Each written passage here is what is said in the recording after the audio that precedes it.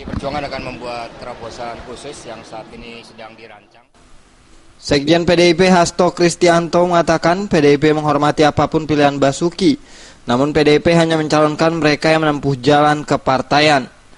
Sejauh ini Ahok memang masih memiliki dua jalan untuk maju ke Pilgub DKI Jakarta 2017, yakni lewat jalur independen melalui dukungan relawan dan masyarakat biasa, dan jalur parpol yang kini sudah diisi dukungan Partai Nasdem serta Hanura.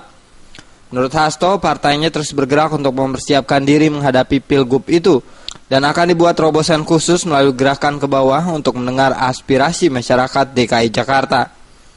Menurut Hasto, keberadaan parpol justru membuat pemerintah menjadi stabil. PDIP ingin mengusung calon pemimpin yang mampu menyatukan potensi-potensi kerjasama pemerintah dengan parpol, bukan yang justru memecah belah potensi itu. PD Perjuangan percaya bahwa di dalam mengelola pemerintahan diperlukan kerjasama dengan legislatif, diperlukan dukungan dengan partai-partai politik agar pemerintahan tersebut stabil. Untuk mengelola pemerintahan kita memerlukan sebuah kepemimpinan yang mampu menyatu padukan seluruh potensi-potensi tersebut, bukan yang memecah belah potensi-potensi tersebut. Sehingga dalam perspektif ini tentu saja PD Perjuangan hanya akan mencalonkan mereka yang bersama PD Perjuangan menempuh jalan kepartaian untuk rakyat.